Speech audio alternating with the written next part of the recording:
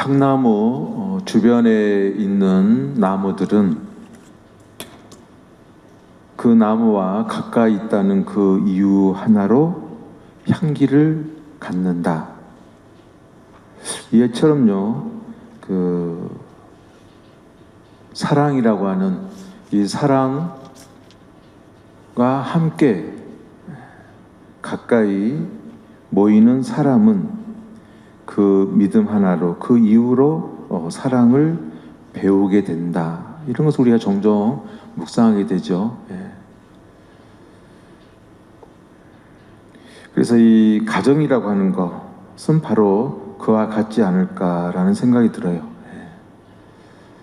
서로가 서로에게 어떤 사랑의 깊은 그런 향기를 꼭 말을 통해서도 아니고 행위를 통해서도 아니고 그 존재로서 그냥 함께하는 이에게 그냥 이렇게 사랑으로 흘러 들어가게 하는 거, 이 이치, 그러한 이치를 또 우리가 함께 느끼고 배우는 곳이 또 가정이 아니겠는가라는 그런 묵상을 하게 되죠. 그래서 이 가정이라고 하는 것은 가장 중요한 그런 부분을 저는 자신이 곧 사랑임을 깨닫게 하는 공간이 되어야 된다라는 것을 묵상하게 돼요. 자기 스스로가 사랑이다라고 하는 것. 제가 교우님들에게도 한번 던지고 싶은 말씀은 그리스도의 빛이다. 그리스도의 빛에 대해서 우리는 자주 주님의 말씀을 듣고 묵상하게 되어지죠. 빛. 우리의 그 내면의 존재도 정말 빛이거든요. 빛의 모상으로서의 그 빛이거든요. 근데 왜 우리는, 저도 제 스스로 들어볼 때 항상 어느 한 구석에 내 자신 안에 어둠이 있다고 생각을 하세요? 저도 자주 그런 부분들을 들여다보거든요. 물론 우리가 살아온 세월 속에서 기억이라고 하는 경험적인 그런 어떤 일들, 어떤 사건들 안에서 내 마음 안에서 풀리지 않는 그런 부분들은 분명히 있죠. 그러나 우리 그리스도인들은 정말 확고하게 믿어야 될 부분은 이 존재는 바로 그리스도의 빛이 현존하는, 아버지 하느님 그리스도의 현존하는, 그리스도께서 현존하는 그분의 거처다라는 이 믿음은 우리가 항상 흔들림이 없어야 될 것 같아요. 그래서 내 자신을 자꾸 되돌아보기보다는 오히려 이 존재가 바로 그리스도의 빛임을 우리가 확고하게 믿고 고백하는 것이 더 소중하다, 이런 나눔을 꼭 드리고 싶어요. 그래서 이 가정은요, 스스로가 고요하게 자신을 바라다 볼 수 있는 그런 공간이 되어야 한다라는 것도 묵상이 돼요. 그래서 이 가정은 정말 어떤 면에서 보면은 경제적 자산의 척도가 어느 정도인가로 헤아리는 그런 가정도 아닌 것이고, 우리 집의 가문이 이러이러다 하다라고 하는 그런 어떤 자만을 내가 이렇게 지니고 있는 그런 공간성은 결코 아니잖아요. 가정이라고 하는 거. 그리고 가족 구성원이 그냥 모여만 사는 그런 생활 공동체도 아니잖아요.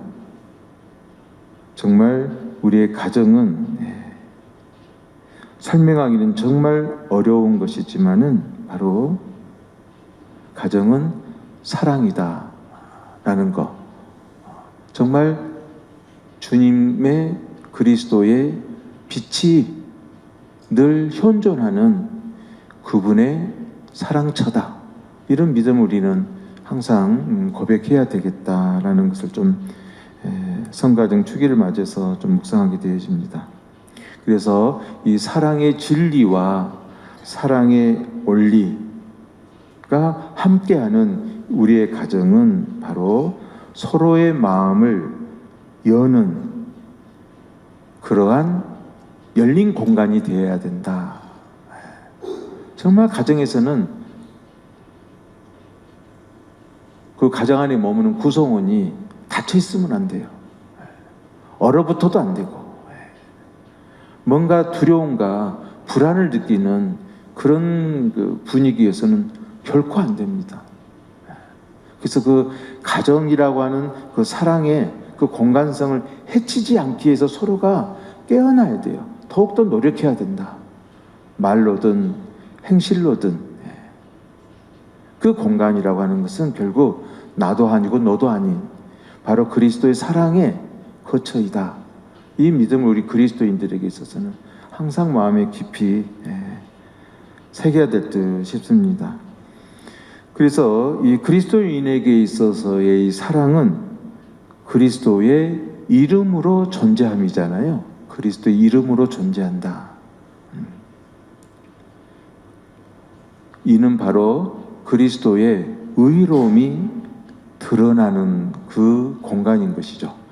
그리스도의 의로움이 드러나기 때문에 그 공간을 우리는 사랑이라고 표현할 수도 있겠죠. 그런데 이 사랑은요, 우리가 깊이 나름대로 우리 서로가 묵상해 보면은 정과 동을 같이 갖고 있는 것 같아요. 마치 구심력적인 거하고 원심력적인 것이 같이 갖고 있는 것 같아요. 하나는 그냥 부동의 근원이고 근본으로서의 그 사랑도 되어지지만은 또 이 사랑은 끊임없이 뭔가를 불러일으키게 하는 원심력적인 그런 움직임. 그게 바로 우리가 또 우리 신앙의 관점에서는 거룩한 영의 움직임이라고도 또 고백할 수도 있겠죠. 그래서 이 사랑은요, 수많은 형태로 다가오는 것 같아요. 수많은 형태로 다가온다. 사랑은 사랑인데 또 그리고 이 사랑은 수많은 고통으로 찾아오기도 하는 것 같아요. 우리가 알 수 없는 그런 모습과 행태로 우리에게 다가오는 것이 또한 사랑인 것 같아요. 결국 우리 삶의 궁극의 종착점은 어디인가?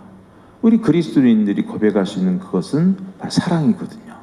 그러니까 사랑의 그 요동치는 그런 움직임은 결국은 부동의 그 사랑의 중심으로 이끌어가는 거거든요.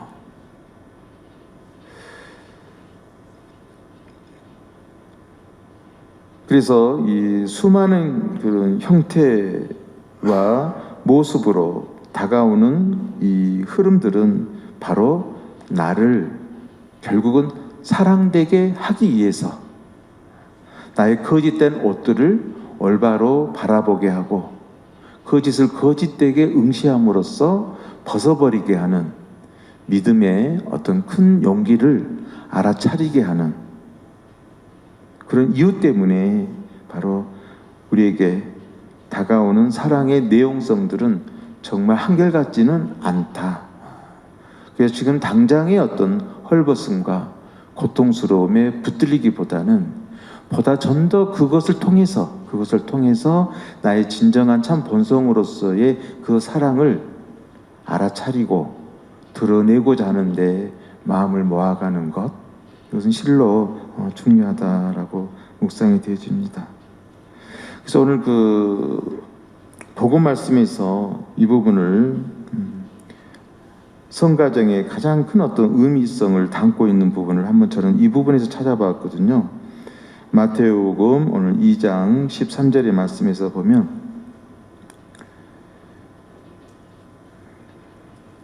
박사들이 돌아간 뒤 꿈에 주님의 천사가 요셉에게 나타나서 말하였다. 일어나 아기와 그 어머니를 데리고 이집트로 피신하여 내가 너에게 일러줄 때까지 거기에 있어라 라고 말씀하세요. 이게 가장 또 영성적 관점에서 보면은 가정의 어떤 깊은 속뜻을 좀 담아주고 있는 것 같아요. 예.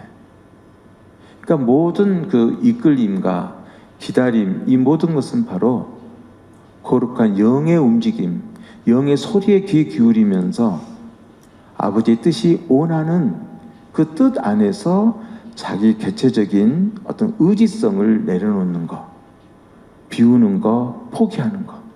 그래서 끝까지 하느님의 뜻이 온전히 완성되어질 수 있도록 그곳에 내 마음을 모으는 것, 이게 바로 요셉이 아마 성가정을 꾸려가는 데 있어서 가장 크게 이루었던 그분의 가장 큰 어떤 믿음의 몫이었던 것 같아요. 이것은 우리가 한 가정을 꾸려가는 데 있어서 실로 중요해요. 실로 때를 기다릴 줄 아는 거, 내가 너에게 일러줄 때까지 거기에 있어라 라는 이런 깊은 의미를 가정 공동체가 한번 되새길 수 있는 그런 어떤 시간들. 또 하나는 그 2장 21절에 보면 이 부분도 가장 중요한 부분으로 저는 묵상이 됐거든요. 요셉은 일어나 아기와 그 어머니를 데리고 이스라엘 땅으로 들어갔다, 이렇게 말씀하거든요. 이 부분도 너무나 성가정의 참 뜻으로 이렇게 와 닿았어요. 아까도 언급했듯이 그리스도인에게 있어서의 가정은 오직 거룩한 영의 말씀, 그 소리에 귀 기울입니다. 그때 요셉은 즉시 일어났거든요. 일어나고 앉아있거나 주저앉아 있지 않고 그 말씀의 진리를 듣는 순간 일어선다라는 거. 가정은 항상 일어설 수 있어야 돼요. 주님의 뜻에 부합되고 주님이 원하시는 것이라 그러면 일어서야 된다. 자기 의지성을 내려놔야 된다. 완고함을 내려놓아야 되는 거겠죠. 그래서 요셉은 일어나서 아기와 예수의 어머니를 데리고 이스라엘 땅으로 들어갔다라고 했는데, 바로 이스라엘 땅은 이러한 관점에서 볼 때는 자기 내면의 믿음의 땅이 아니겠는가. 아버지의 뜻이 온전히 이루어질 수 있는 그 땅. 우리 가정도 주님의 뜻 안에, 당신의 손 안에 모든 것이 놓여져 있음을 믿는 그 땅. 이게 바로 이스라엘 땅이 아니겠는가. 이런 부분들을 한번 크게 묵상해 보았습니다. 정말 우리가 함께 태어나는 것도 거의가 다 많은 경우는 가정이라고 하는 곳에서 태어났죠. 그리고 우리가 보통의 경우 이 세상을 살다가 아주 특별한 경우가 아닌 이상 또 가정의 품 안에서 또 숨을 거두게 되죠. 우리는 가정이라고 하는 거 아버지의 소유도 아니고 어머니의 소유도 아니고 자녀들의 어떤 소유도 아닌 것이죠. 가정은 정말 무한한 그러면서도 모두가 사랑되게 하는 주님의 사랑의 거처이다 라는 이 믿음으로 우리 가정, 그 가정을 통해서 또 내 내면의 가정을 한번 들여다봐야 되겠죠. 내 마음의 중심을 들여다보는 것, 실로 중요하게 와닿습니다. 잠시 묵상합시다.